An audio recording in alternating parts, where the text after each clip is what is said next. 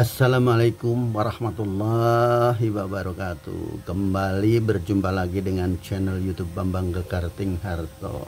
Pemirsa yang budiman, kali ini akan saya suguhkan sebuah video ringan yang semata-mata ini hanya berbagi ilmu pengetahuan, barangkali ada manfaat dan bisa menjadi bekal bagi perjalanan hidup dan kehidupan kita di tengah pergaulan kita dengan sesama dimanapun kita berada.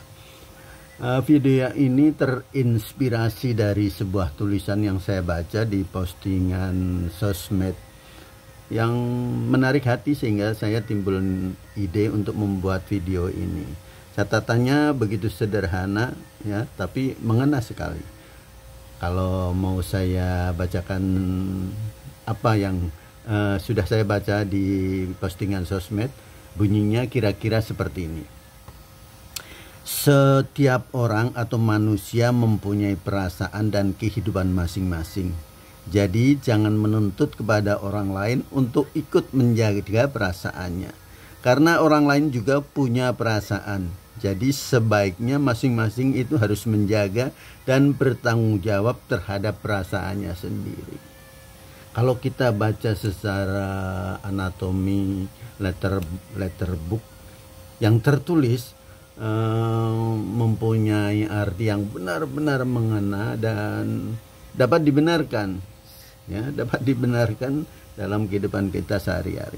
Sebab memang manusia ditakdirkan untuk punya dua sisi dibandingkan makhluk-makhluk lainnya, yaitu akal dan nafsu. Nafsu mungkin kita bisa kategorikan sementara ini dengan perasaan, karena keterkaitannya itu antara akal atau logika dengan perasaan atau nafsu itu memang ada, tapi masing-masing punya jalur tersendiri untuk menyatakan keadaannya.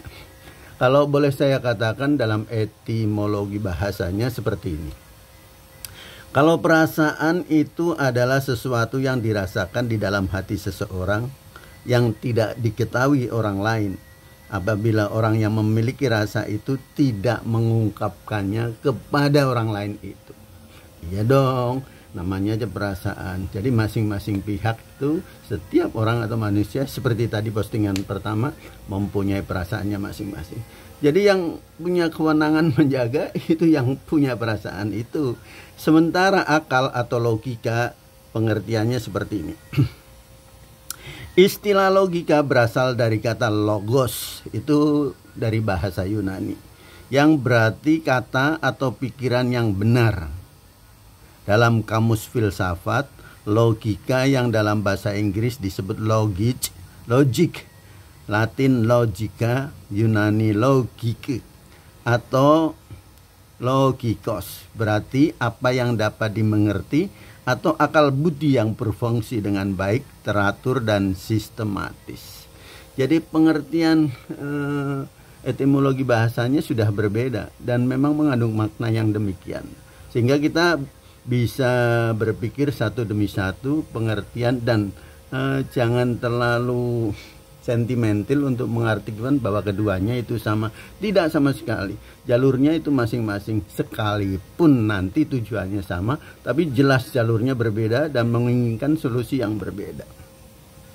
Sementara kalau dalam keyakinan Muslim memang disebutkan bahwa kita harus berpikir terlebih dahulu sebelum kita menggunakan perasaannya. Contohnya seperti ini. Pada ayat pertama surat Al-Alaq, Allah Subhanahu wa Ta'ala berfirman pada Al-Quran surat Al-Alaq ayat 1. Bacalah dengan menyebut nama Tuhanmu yang menciptakan. Jadi objek ilmu pengetahuan ini pada unit wahyu pertama kata ikro. Kata ikro yang mengandung arti membaca, mengumpulkan, menganalisa sehingga menjadi satu himpunan yang padu, tidak disebutkan objeknya. Sesuai dengan kaidah ilmu tafsir, redaksi seperti ini menunjukkan bahwa objeknya bersifat umum. Artinya apapun bisa dikatakan, tapi yang penting perintah itu diberikan kepada manusia itu untuk membaca, berarti harus dengan akal, bukan dengan perasaannya. Sehingga apapun yang terjadi dalam kehidupan manusia, kita dituntut untuk menggunakan akal pikiran kita yang logik. Baru segala sesuatu yang menyangkut keimanan dan bahasa kalbu itu baru kita lakukan dengan perasaan. Sebab segala sesuatunya kalau memang ada ilmunya harus menggunakan ilmu itu. Sehingga satu dengan yang lain tidak saling terhambat. Sementara dalam ukuran-ukuran tertentu, kalau akal atau perhitungan logis ya, masuk akal itu ada batasannya, ada parameternya. Sementara kalau perasaan tidak ada ujung pangkalnya. Sehingga sampai manapun tidak akan bisa dikejar, bahwa itu merupakan satu analisa tertentu yang memang perlu dirumuskan seperti ini. Tidak ada.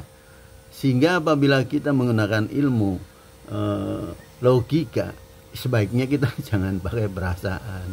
Sebab kalau perasaan nanti terlalu panjang dan kita tidak menemukan solusi yang tepat. Contohnya banyak sekali ya. Misalnya kita mempelajari tentang ilmu mekanik. Kita jangan pakai perasaan, nggak akan tepat. Kita pakainya ilmu mekanik.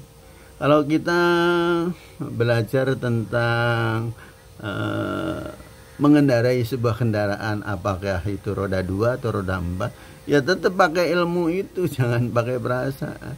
Baru nanti kalau di bidang lain, misalnya kita belajar tentang yang dari yang atas itu tentang keimanan, kemudian tentang perasaan satu orang dengan orang lain, atau dalam hal ini dinamakan cinta, kasih sayang. Nah, itu baru dominasinya perasaan di situ. Jadi segala sesuatunya itu memang harus didahulukan akal. Dalam beragama pun itu dianjurkan kita itu menggunakan akal. Karena di sana nanti kita akan menggali lebih dalam apakah yang tertulis di sana betul-betul memang ditujukan kepada manusia untuk berpikir lebih jauh, untuk menganalisa bahwa segala sesuatunya itu memang dapat dimengerti. Kalau baru menyangkut masalah hal-hal lain yang sifatnya itu tidak dapat dijangkau lagi dengan nalar, baru kita dengan hati, perasaan, atau lebih tinggi lagi tingkatannya dengan iman. Tapi sejauh ini hal-hal lain yang menyangkut perasaan itu jangan sampai menuntut berlebihan kepada orang lain harus seperti yang perasaan saya miliki. Karena dalam dunia manapun dicari rumusnya bagaimanapun, perasaan itu tidak ada dalilnya yang tepat bahwa kalau perasaan seperti ini pasti hasilnya seperti itu. Karena kita tidak akan dapat menemukan sinkronisasi antara rumus dunia dengan perasaan. Perasaan adalah segala sesuatu yang menyangkut masalah hati. Dan kita tidak tahu perasaan satu orang dengan orang lain itu pasti berbeda sekalipun menyangkut satu objek tertentu. Namun kalau logika itu segala sesuatunya jelas. Kalau tidak seperti itu salah. Sehingga segala sesuatunya memang sesuai dengan tuntutan itu harus salah satu dahulu dilakukan, kemudian yang lain dilakukan. Nah, antara hal yang pertama dengan yang kedua nanti kita bisa sambungkan untuk bisa memecahkan masalah ini secara harmonis. Demikian mungkin yang bisa saya sampaikan, mudah-mudahan ada manfaatnya. Hal-hal lain yang memang kurang secara detail penjelasannya silahkan saja. Karena namanya saja pendapat, sehingga bisa dijadikan satu acuan bahwa kita memang perlu masukan dari beberapa pihak yang terkait. Karena itu saya membuka diri kalau memang hal seperti ini masih ada masukan lagi, silahkan disampaikan melalui komen di bawah ini. Tapi jangan lupa ya, sebelum komen saya harap win-win solution, karena saya juga sudah berusaha untuk memberi sedikit urun rembuk buat kehidupan kita sehari-hari. Oleh karena itu wajarlah saya minta tolong bagi like dan subscribe-nya, sehingga saya akan lebih bersemangat lagi untuk membuat konten-konten yang lain yang sifatnya ya berbagi pengetahuan atau hal-hal lain yang bisa membuat suasana semakin dinamis. Demikian pemirsa yang budiman, sampai berjumpa lagi di video saya berikutnya. Wassalamualaikum warahmatullahi wabarakatuh.